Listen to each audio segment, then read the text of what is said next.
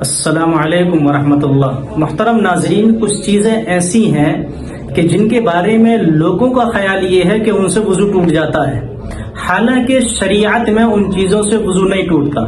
بس ایک معاشرے میں غلط فہمیاں پھیلی ہوئی ہیں اور انہی غلط فہمیوں کا ہم بھی شکار ہو جاتے ہیں۔ وہ تقریباً 8 چیزیں ہیں کہ جن کے بارے میں ہم یہ سمجھتے ہیں کہ ان سے وضو ٹوٹ جاتا ہے، حالانکہ شریعت میں ان چیزوں سے وضو نہیں ٹوٹتا۔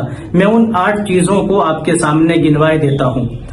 پہلی چیز ہے کسی کو چھونا، یعنی اگر کسی باوضو مرد نے اپنی بیوی کو چھو لیا یا باوضو ہونے کی حالت میں بیوی نے اپنے مرد کو چھو لیا یا بوسہ لے لیا یا اپنی شرمگاہ کو چھو لیا تو وہ یہ سمجھتے ہیں کہ شاید ہمارا وضو ٹوٹ گیا، حالانکہ شریعت میں کسی کو چھونے سے وضو نہیں ٹوٹتا۔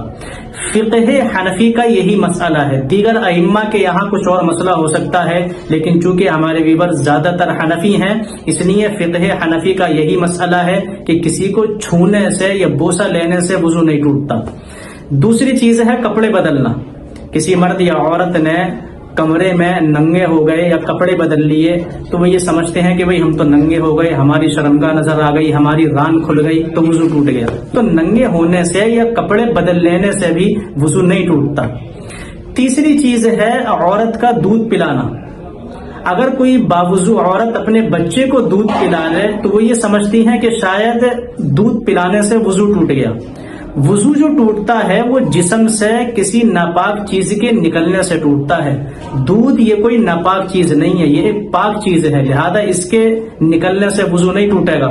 بلکہ ایک صاحب نے تو مجھ سے بتلایا تھا کہ ہمارے گاؤں میں تو امام صاحب نے یہ مسئلہ بیان کر دیا تھا کہ اگر باوضو ہونے کی حالت میں کوئی عورت بچے کو دودھ پلا دے تو اس کا وضو ٹوٹ جائے گا۔ تو یہ بھی غلط مسئلہ ہے، دودھ پلانے سے عورت کا وضو نہیں ٹوٹتا۔ چوتھی چیز ہے گالی دینا۔ باوضو ہونے کی حالت میں کسی نے کسی کو گالی دے دی تو سامنے والا فوراً کہتا ہے جی آپ کا وضو ٹوٹ گیا، وضو بنا کر آؤ۔ گالی دینے کا ایک الگ گناہ ہے، لیکن گالی دینے سے وضو نہیں ٹوٹتا ہے۔ البتہ اگر گالی دینے کے بعد وہ وضو بنا لے تو اس کے لیے زیادہ بہتر ہے، لیکن اگر اسی وضو سے اس نے نماز پڑھ لی تو اس کی نماز بہرحال ہو جائے گی۔ پانچویں چیز ہے جھوٹ بولنا۔ اگر کسی نے باوضو ہونے کی حالت میں جھوٹ بول دیا تو وہ یہ سمجھتا ہے کہ شاید اس سے ہمارا وضو ٹوٹ گیا۔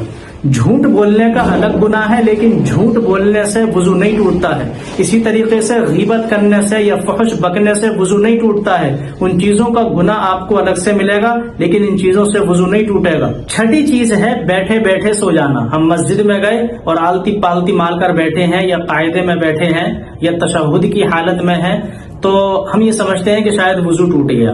بغیر ٹیک لگائے اگر کوئی شخص بیٹھا ہے اور بیٹھے بیٹھے سو جائے تو اس سونے سے وضو نہیں ٹوٹتا ہے۔ ہاں اگر آپ ایسی چیز پر ٹیک لگا کر سو رہے ہیں کہ اگر اس چیز کو ہٹا دیا جائے تو آپ گر پڑیں، یا بیٹھے بیٹھے آپ اتنی گہری نیند میں سو گئے کہ سوتے سوتے آپ گر گئے اور گرنے کے بعد بھی کچھ دیر تک آپ کو پتہ ہی نہیں لگا، تب تو آپ کا وضو ٹوٹ جائے گا۔ لیکن آپ بیٹھے بیٹھے زیادہ گہری نیند نہیں سوئے ہیں تو اس سے وضو نہیں ٹوٹتا ہے۔ ساتویں چیز ہے بال یا ناخن کاٹ لینا یا زخم پر مرہم لگا لینا۔ کچھ لوگ یہ سمجھتے ہیں کہ اگر باوضو ہونے کی حالت میں ہم نے اپنے بال کٹوا دیے یا ناخن کٹوا دیے یا زخم پر مرہم لگا دیا تو اس سے ہمارا وضو ٹوٹ گیا۔ بال یا ناخن کاٹنے سے یا زخم پر مرہم لگانے سے بھی وضو نہیں ٹوٹتا ہے۔ اور آٹھویں چیز ہے کسی چیز کو مار دینا۔ کچھ لوگ یہ سمجھتے ہیں کہ اگر ہم نے باوضو ہونے کی حالت میں کوئی چوہا مار دیا یا چھپکلی مار دی یا سانپ مار دیا تو اس سے وضو ٹوٹ جائے گا، حالانکہ کسی چیز کو مار دینے سے وضو نہیں ٹوٹتا ہے۔